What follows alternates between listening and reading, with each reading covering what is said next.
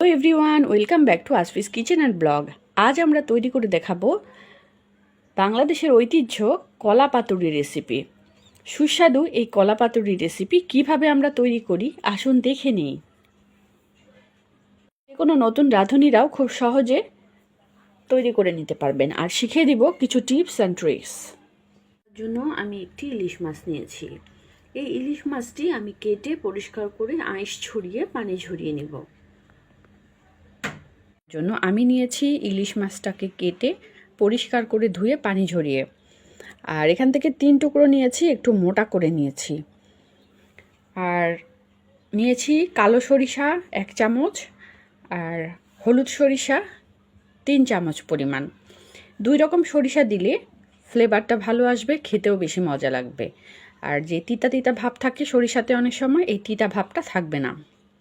আর নিয়েছি কলা পাতা। কলা পাতা আমি গ্রাম থেকে কালেক্ট করে এনেছি। আপনাদের কাছে কলা পাতা না থাকলে লাউ পাতা দিয়েও এই রান্নাটা করতে পারেন। তবে কলা পাতাতে অনেক ময়লা থাকে, ভালো করে ধুয়ে পরিষ্কার করে নিতে হবে। সরিষা পানি দিয়ে আধা ঘন্টার মতো ভিজিয়ে তারপর পরিষ্কার করে ধুয়ে ব্লেন্ড করে নিতে হবে। সরিষাগুলো ভালো করে ছাঁকুনির সাহায্যে ধুয়ে নিয়েছি, আর তাহলে সরিষাগুলো আর পড়ে যাবে না। এখন ব্লেন্ডারে ব্লেন্ড করে নেব। একটি ব্লেন্ডারে জারে আমি সরিষাগুলো নিয়ে নিলাম, আর সরিষার সঙ্গে আমরা যদি একটু কাঁচামরিচ আর লবণ দিই তাহলে আর তিতা লাগবে না। 2-3টি কাঁচামরিচ দিয়ে দিলাম, আর লবণ দিয়ে দিচ্ছি 1/2 চা চামচ পরিমাণ। এবার ভালো করে ব্লেন্ড করব, আর সঙ্গে দিয়ে দিব 1/2 কাপ পরিমাণ পানি।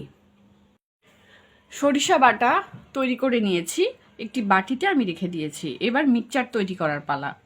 দিয়ে দিচ্ছি হলুদ গুঁড়ো, সব কিছুই পরিমাণ মতো আপনারা দিবেন।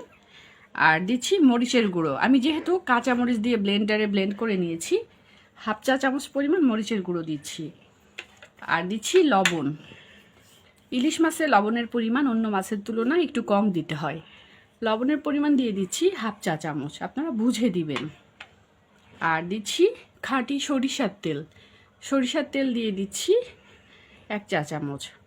এখন এই সব উপাদানগুলো ভালো মতো মিশিয়ে নিব। এবার এখানে দিচ্ছি 1/2 চা চামচ পরিমাণ রসুন বাটা, আর দিচ্ছি পেঁয়াজ কুচি, 4-5টি পেঁয়াজ কুচি। সব উপাদানগুলো আমি ভালো করে মিশিয়ে নিব, কারণ এই মশলার দ্বারাই আমি আজকের রান্নাটা হবে, তাই মশলাটা পারফেক্ট হতে হবে। এবং প্রত্যেকটা জিনিস আপনারা যারা নতুন রাঁধুনি মন দিয়ে দেখবেন। এই কলা পাতুরি খুবই ঐতিহ্যবাহী এবং সুস্বাদু একটি খাবার। তবে এখন যেহেতু কলার পাতা অ্যাভেলেবল পাওয়া যায় না শহরে, তাই সম্ভব হয়ে ওঠে না। ভালো করে আমি মশলাটা মিশিয়ে নিয়েছি। এবার আমি যে মাছগুলো রেখেছিলাম ধুয়ে, একে একে মাছগুলো দিয়ে ভালো করে মেরিনেট করে রাখবো। এইভাবে আমি 30 মিনিটের মতো মাছগুলোকে এভাবে ভিজিয়ে রাখবো এই মশলার মধ্যে, তাহলে ঢুকে যাবে ভিতরে এবং খেতে ভালো লাগবে।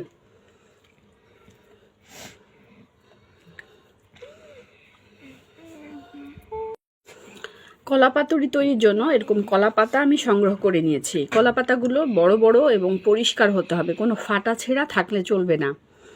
আর ভালো করে ধুয়ে নিয়েছি। আর এইভাবে কলার পাতা যদি আমরা দিতে পারি হবে, তবে অনেক সময় ফেটে যায়। ফেটে যেন না যায় তার জন্য আমি বিশেষ টেকনিক শিখিয়ে দিচ্ছি। চুলায় একটু ফ্রাই প্যান দিয়ে কলা পাতাটা একটু অয়েল ব্রাশ করে সেঁকে নিলাম, তাহলে আর ফেটে যাবে না।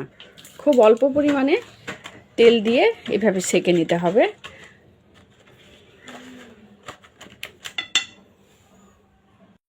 কলার পাতাগুলো একটি ট্রেতে আমি বিছিয়ে নিয়েছি। আমরা চাইলে একটি একটি করেও মাছ আমরা দিতে পারি একটি কলা পাতায়। কলা পাতাগুলো চিকন, আবার চাইলে একসঙ্গে সব মাছগুলোও দিতে পারি। যার যেভাবে ভালো লাগে বা সুবিধা হয় এইভাবে দিতে পারেন। আমি আজকে একটি একটি করে না দিয়ে একসাথে সব দিয়ে দিচ্ছি, তাহলে একবারে হয়ে যাবে। আর আমি যে মশলাগুলো রেখেছিলাম, মশলাগুলো আস্তে আস্তে উপরে ছড়িয়ে দিতে হবে। খুব সাবধানে দিতে হবে, কারণ যেহেতু কলা পাতায় দিব, কলা পাতায় যেন নেয়। এইভাবে দিয়ে এখন আমি কলা পাতাটা মুড়িয়ে নিব। এবার কলা পাতাটা আমি ভাঁজ করে নেব। এইভাবে ভাঁজ করে দুই পাশ থেকে ভাঁজ করে এনে যে কয়েকটা কলা পাতা দরকার আমরা সেই কয়েকটা কলা পাতা নিব। 3-4টি দরকার হলে 3-4টি কলা পাতা আমরা নিয়ে এভাবে বেঁধে দিব ভালো করে। কলা পাতাটা কীভাবে বাঁধ দিব ভালো করে দেখে নিন। এভাবে চারপাশ থেকে আমি 4টি প্যাঁচ দিয়ে কলা পাতাটা এভাবে ভাঁজ করে নিলাম, যেন ভেতর থেকে মশলাগুলো না বেরোতে পারে। এবার নিচে দিয়ে সুতা, এ ধরনের মোটা সুতা দিতে হবে। আর সুতা দিতে হবে, কোনো রকম নাইলনের দড়ি বা সিনথেটিক জাতীয় কোনো কিছু দেওয়া যাবে না, তাহলে আমরা যেহেতু জাল দিব ক্ষতি হবে। এবার আরও আমি কিছু সুতা দিয়ে পেঁচিয়ে নিব। এবার ফ্রাই প্যানে 1 টেবিল চামচের মতো তেল দিয়ে নিয়েছি এবং তেলটা গরম করে এখানে খুব সাবধানে কলার এই ইলিশ মাছের কলার পাতুরিটা দিয়ে দিলাম। এবার আস্তে আস্তে ঢাকনা দিয়ে আমি ভেজে নেব। এবারে এভাবে ঢাকনা দিয়ে মিডিয়াম আঁচে রান্না করব, যেন পুড়ে না যায়, এই বিষয়টা খেয়াল রাখতে হবে। 15 মিনিটের মতো লো আঁচে আমি ভেজে নিলাম। এখন ঢাকনা উল্টে দেখি কী অবস্থা। এপিট ওপিট 2 পিঠ ভালো করে উল্টে আমি ভেজে নেব। এপিট ওপিট 2 পিঠ উল্টে ভালো করে ভেজে নিয়েছি। এখন হয়ে গেছে, আমি চুলাটা বন্ধ করে নামিয়ে নেব। পাতুরিতে একটি প্লেটে আমি নিয়ে নিয়েছি। দারুণ স্মেল বের হচ্ছে। এখন এই সুতাগুলো আমি কেচি দিয়ে কেটে নিতে পারি, অথবা আমাদের সুবিধা মতো আমরা নিতে পারি।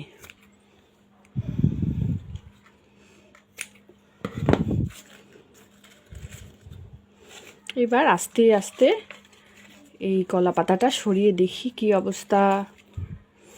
ওয়াও, দারুণ স্মেল বের হচ্ছে।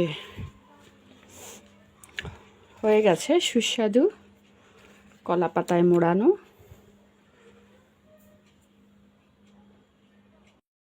এবার একটি চামচের সাহায্যে খুব সাবধানে আস্তে আস্তে নাড়াচাড়া দিয়ে সরাতে হবে।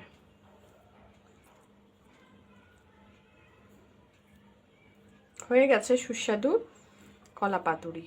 এভাবে আমরা গরম ভাতের সঙ্গে অথবা পোলাওয়ের সঙ্গে খেতে পারি, বা অতিথি আপ্যায়নে তৈরি করে নিতে পারি।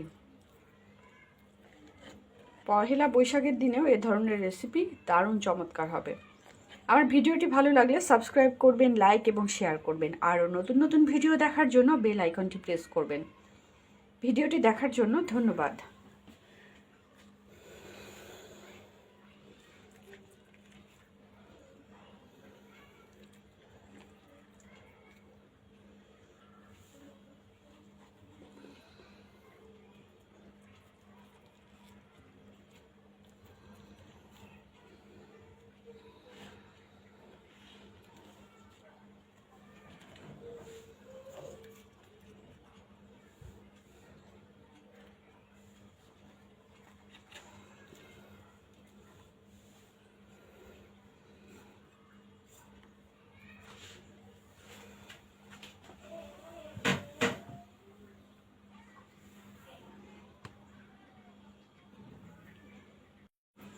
খুব সহজেই তৈরি হয়ে গেল সুস্বাদু কলা পাতুরি রেসিপি। এভাবে কলা পাতুরি রান্না করে আমরা গরম ভাতের সঙ্গে বা পোলাওয়ের সঙ্গেও খেতে পারি। দারুণ টেস্টি এবং সুস্বাদু এই কলা পাতুরি আমরা রান্না করতে পারি পহেলা বৈশাখেও। আমার ভিডিওটি ভালো লাগলে সাবস্ক্রাইব করবেন, লাইক এবং শেয়ার করবেন। আরও নতুন নতুন ভিডিও দেখার জন্য বেল আইকনটি প্রেস করবেন। ভিডিওটি দেখার জন্য ধন্যবাদ।